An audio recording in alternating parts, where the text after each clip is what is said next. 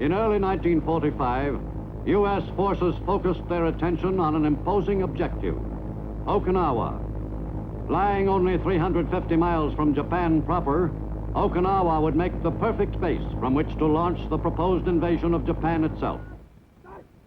But though the Japanese were losing more and more outlying territory, on the home islands, the Japanese military forces would be able to muster sufficient manpower to fight a strong defensive battle.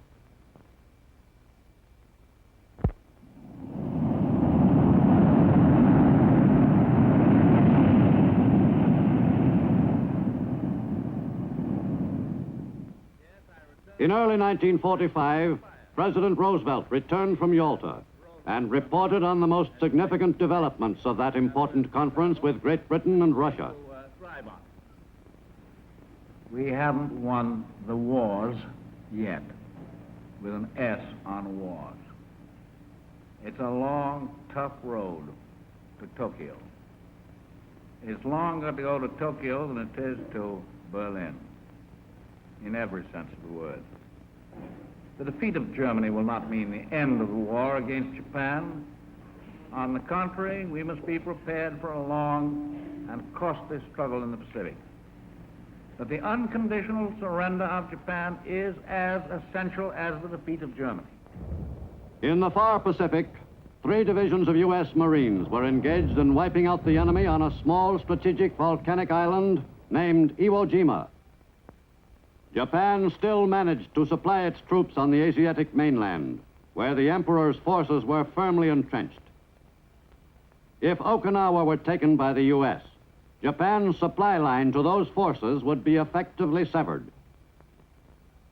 In March 1945, at Ulithi in the Caroline Group, the U.S. Navy amassed an amphibious force of unprecedented proportions.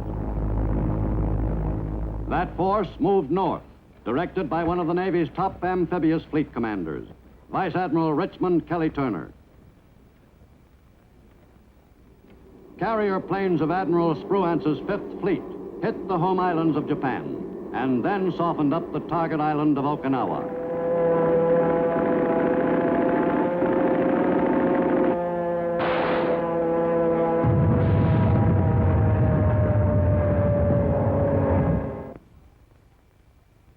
Meanwhile, the warships of the mighty 5th Fleet moved toward the objective. And on March 25th, enemy positions on the island came under attack by a score of U.S. warships, which fired salvo after salvo. On March 26th, 77th Division GIs assaulted the Kurama Islands, a valuable subsidiary base of operations. And on April 1st, the key island of Okinawa was invaded.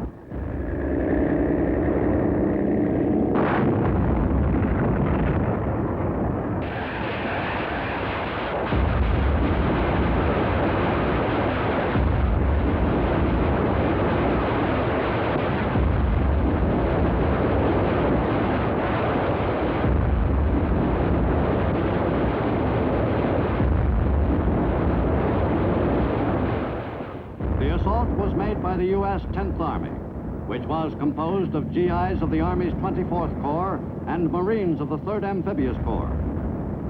16,000 men were in the first wave to land on Japan's doorstep, on the western coast of Okinawa.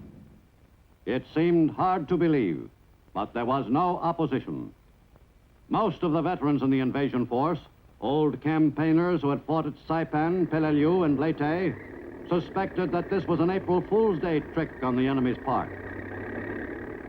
The soldiers and Marines pushed across the island and were followed by thousands more. The men advanced quickly across the neck of the island toward the east coast against very light resistance. Only scattered enemy troops fired on the invaders.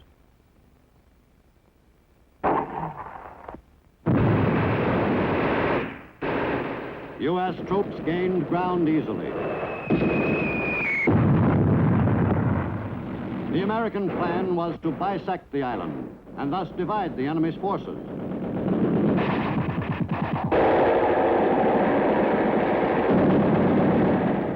During those first few days on Okinawa, U.S. soldiers and Marines encountered only feeble resistance. It was difficult for the men to understand. Only 350 miles from Japan, and no heavy opposition by the enemy. In the advance across the island's neck, the American fighting men did meet some enemy patrols, but no opposition strong enough to impede the 10th Army's progress. The island was cut in two by April 4th, when U.S. troops reached the East Coast. During the next 3 days, a considerable amount of territory was seized in the northern section. The beachhead was firmly established, and supplies were being brought ashore in impressive quantities. To keep the men of the 10th Army fed and equipped put a heavy burden on the Navy, which employed more than 1,000 ships of all types during the Okinawa campaign. At sea, the men of the vast fleet standing off the island were growing concerned about the enemy's heavy air attacks.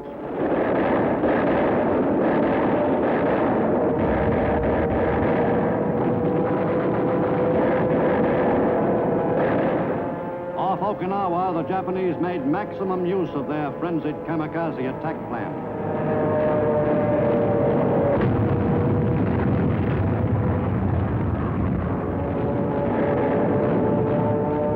The Navy took heavy losses as further waves of suicide planes dove into U.S. ships.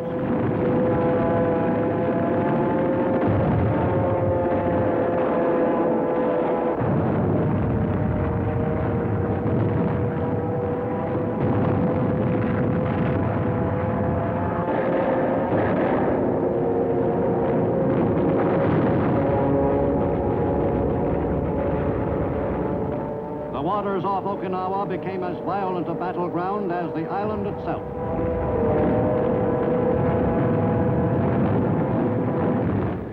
At airfields on Kyushu, southernmost island of Japan proper, more and more hastily trained pilots were inducted into kamikaze service.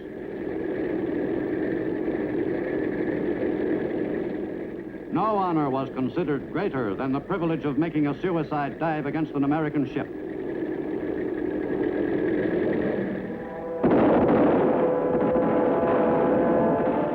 Fortunately, not all the kamikaze missions were successful.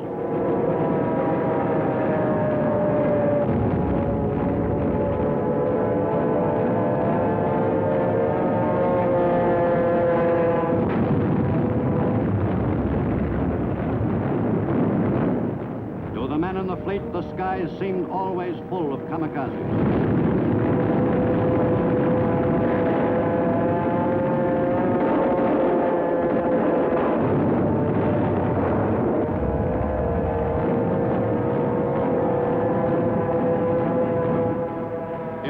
Between Okinawa and the Japanese home islands, some U.S. ships were hit in enemy bombing attacks. On the U.S. carrier Franklin, casualties were very heavy. In the struggle to save the ship, Chaplain Joseph O'Callaghan of Cambridge, Massachusetts, played a memorable part and was subsequently awarded the Congressional Medal of Honor. It appeared that most of the crew were dead, and of the living, almost everyone was wounded. The few survivors of the Franklin will never forget that cold March morning in the far Pacific. The flight deck littered with dead and dying. In nomine Patris, et Filii, et Spiritus Sancti. Amen. More than 250 U.S. ships of all types were sunk or damaged by the enemy's air attacks in the Okinawa operation. On April 12, 1945, U.S. fighting forces lost their commander-in-chief. While a sorrowing nation mourned his passing, a new chief executive took the oath of office. President Harry Truman was well aware of his heavy responsibilities as America's war leader. In Washington, the nation's grief was mirrored in the faces of the crowds which lined the route of the procession.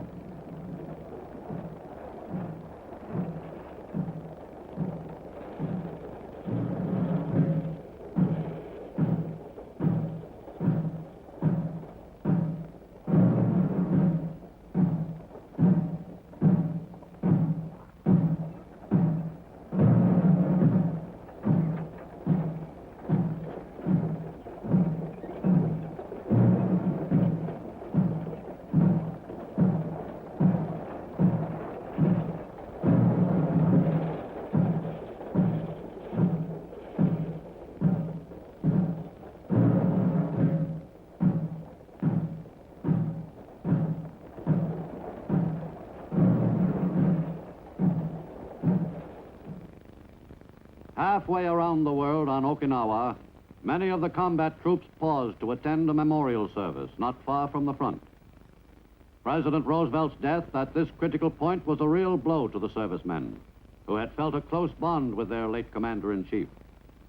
Some officers worried about a drop in morale, but most of the men resolved to fight with even greater determination to help achieve the final victory as quickly as possible.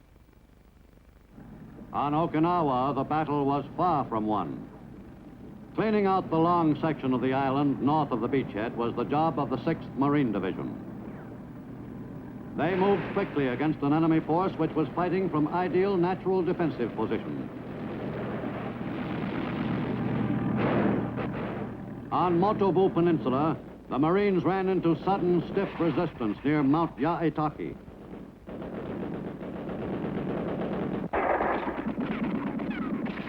The enemy pocket was wiped out during a 3-day fight by the veterans of Eniwetok and Guam. The men moved forward quickly and cleaned out the peninsula where most of the enemy's northern force on Okinawa was concentrated. In the 13-day campaign on Motobu, 2,014 enemy soldiers met death.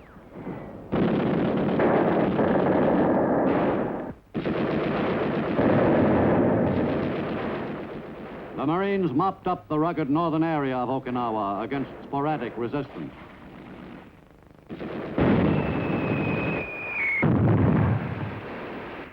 All but a handful of the thousands of Japanese were killed by the 6th Marine Division in taking the northern section of the island. On April 20th, the Marines of the 6th Division secured the northern section of Okinawa. In a quick amphibious operation, 77th Division GI seized Ieshima, where the foot soldier's great friend and supporter Ernie Pyle met his death. On southern Okinawa, General Simon Bolivar Buckner, 10th Army Commander, ran up against the enemy's main line of defense.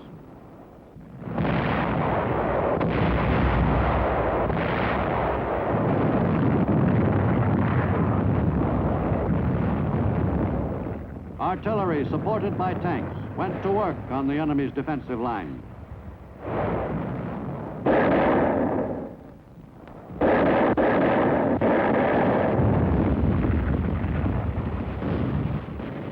In early May, the Army's 24th Corps, stalled on the southern front, was reinforced by the Marines of the 3rd Amphibious Corps.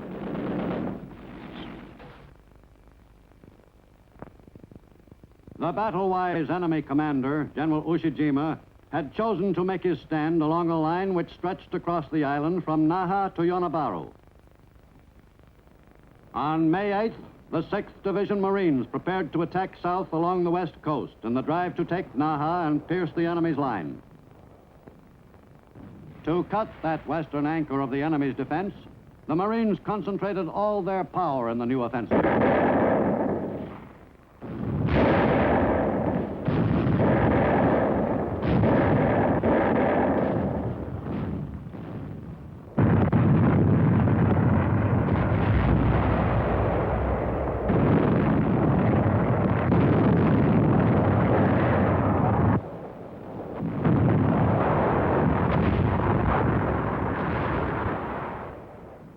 The battle remained a stalemate, partly attributable to the heavy rains which turned the countryside into a morass of mud.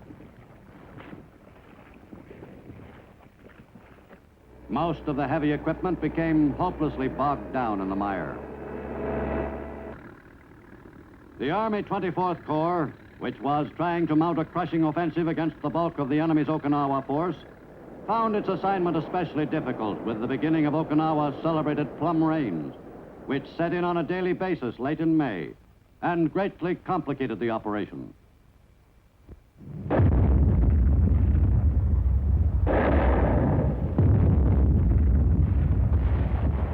The struggle to reduce the enemy's positions in the Naha area continued for several weeks.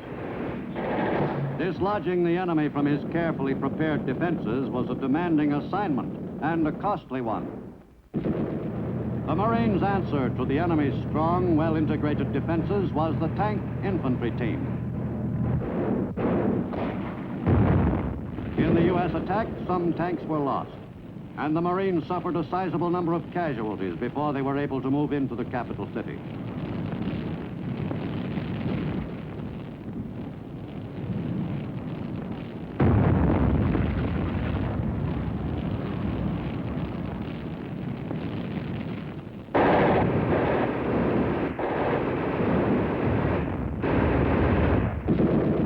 After a bitter campaign, the Marines completed the capture of Naha by May 28th.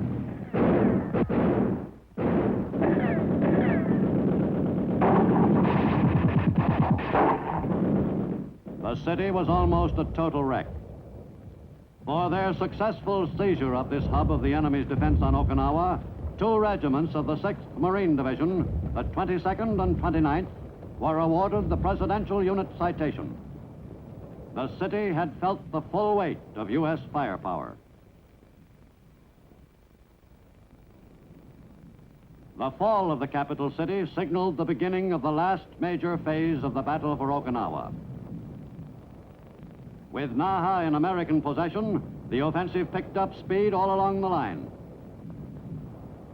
3 Army and 2 Marine divisions pressed the attack with renewed spirit from one coast of Okinawa to the other, from the Pacific Ocean to the East China Sea. Marines of the 1st Division pierced the enemy salient at Shuri in the island's rugged interior.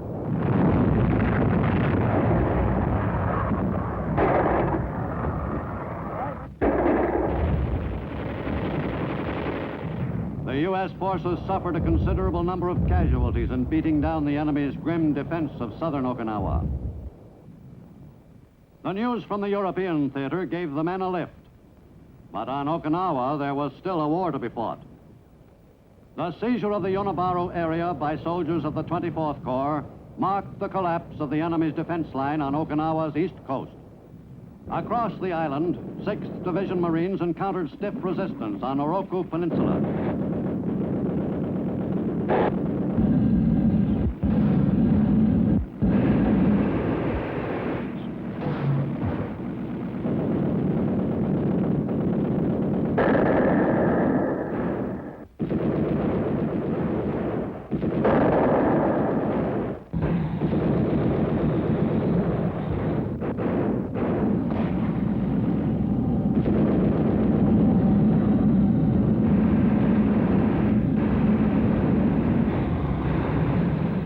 During the 10-day fight for Oroku Peninsula, the enemy suffered some 5,000 casualties.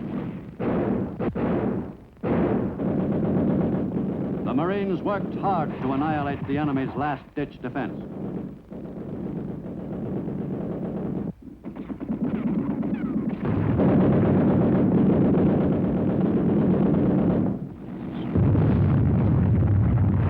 With resistance eliminated on Oroku Peninsula, the 6th Marine Division controlled the entire Naha area.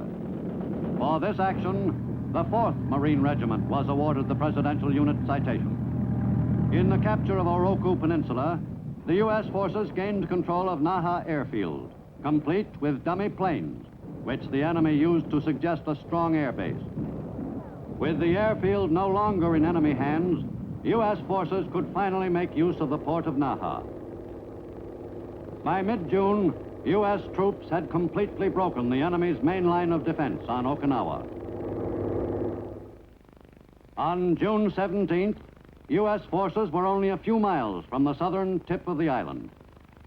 Once the main defense of Okinawa had been fought, to no avail, the Japanese soldiers began to give themselves up more readily. The combat efficiency of the remaining Japanese units was cut down by the heavy casualties the defenders of Okinawa were sustaining. The advancing American troops also brought a number of civilians to safety. Some of the Okinawans had holed out in any place of refuge available. Some had stayed hidden for weeks. Many had had no food or water for some time. The Okinawans had been led to expect far different treatment than they actually received at the hands of the American troops. As the 83-day battle for Okinawa neared its end, thousands of inhabitants of that hilly island gave themselves up. For the Okinawans, the war was at an end. The natives now saw Japanese claims of victory after victory in their true light. On Okinawa, some 196,000 of the island's population were herded into internment camp areas to keep them out of the path of the final U.S. offensive. Even under these hectic conditions, an attempt was made to keep members of a family from being separated.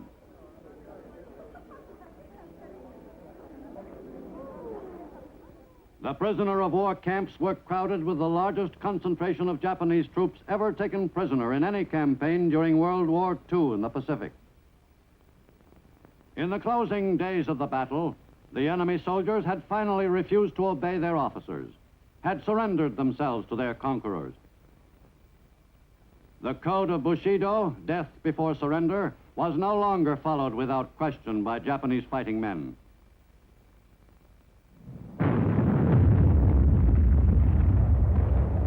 At the southern front, 10th Army Commander General Buckner had final victory in his grasp when his life was cut short by an enemy shell.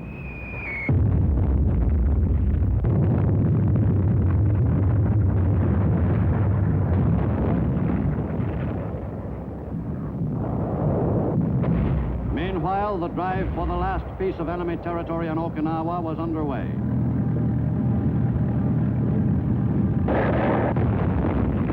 A new weapon, the recoilless rifle, was used for the first time in combat during the campaign's final days.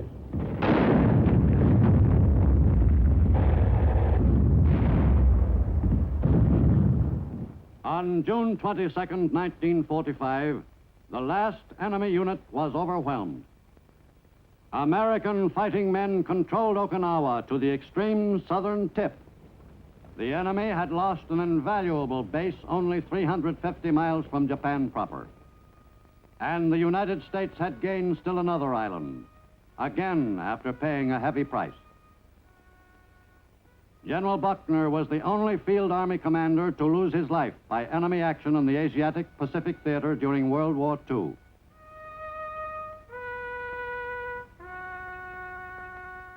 And thousands of men in his command also gave their lives on Okinawa. The battle for this strategically important island near Japan proved a most costly one for both warring nations.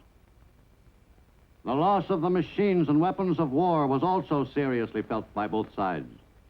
The heavy destruction of aircraft was another crippling blow, particularly to the Japanese. Top U.S. commanders like Admiral Nimitz remained firm in their determination to carry the fight to Japan itself. American forces fighting in the Pacific have brought the war to the home islands of Japan. We have sunk the larger part of the Japanese fleet, and in the next few months, we will exploit every opportunity to finish that particular job. Army and Navy aircraft bombed large areas of Japan's principal cities into rubble. And unless Japan surrenders soon, we intend to complete that destruction.